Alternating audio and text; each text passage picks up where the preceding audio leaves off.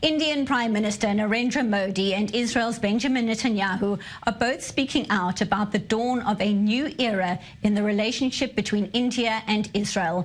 Modi took to Twitter to say he has a counterpart who is equally committed to taking the India-Israel relationship to soaring new heights.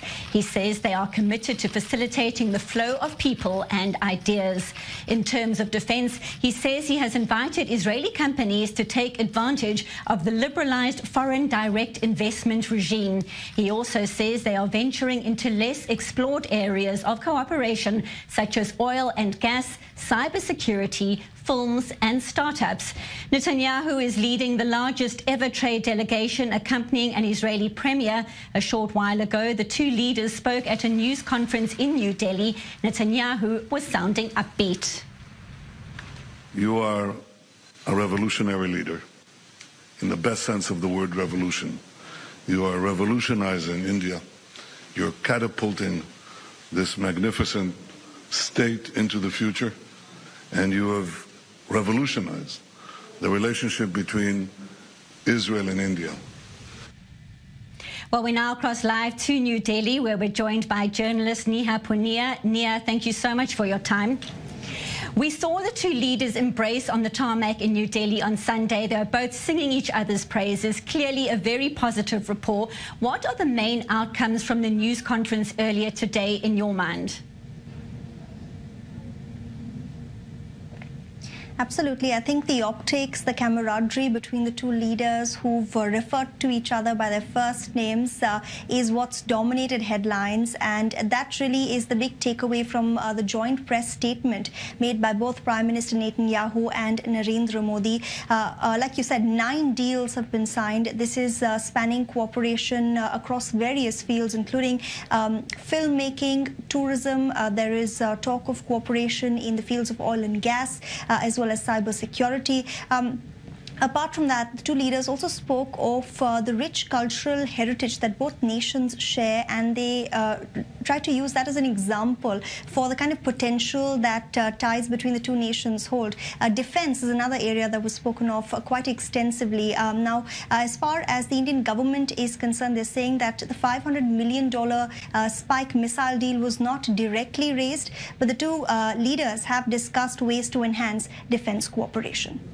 Now, take us through what India will be hoping to benefit from this relationship long term. You mentioned 9 deals already, but long term, what is India hoping to get from this relationship?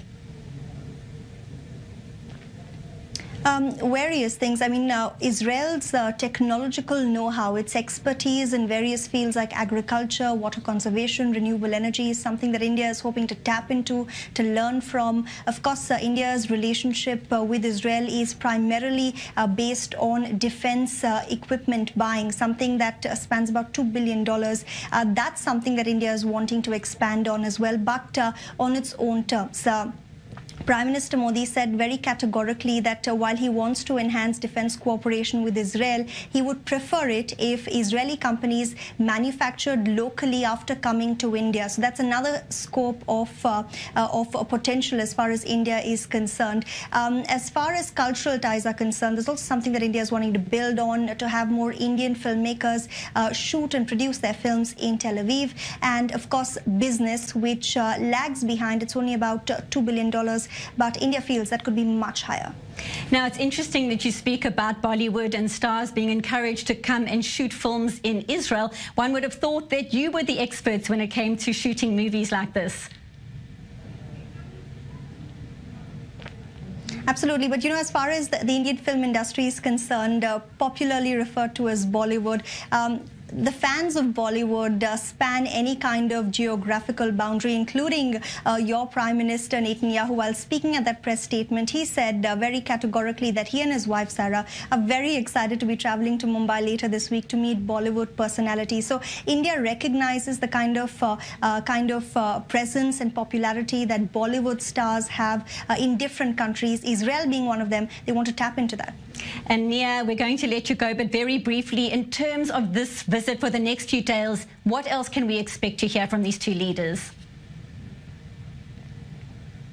Well, there's one roadshow planned in Prime Minister Modi's state of Gujarat, where Prime Minister Netanyahu is going to be visiting a Center for Agricultural Excellence. So we might hear some more statements as far as cooperation in fields of technology exchange are concerned. There's a visit planned to Mumbai, but apart from meeting the film fraternity, Prime Minister Netanyahu will also visit the Chabad House, which was attacked in the 2008 Mumbai terror attack. So we could also possibly hear another statement on terror cooperation and intelligence sharing. So while most of the work was accomplished today, there's still a lot more on Prime Minister Netanyahu's itinerary when it comes to his first India visit.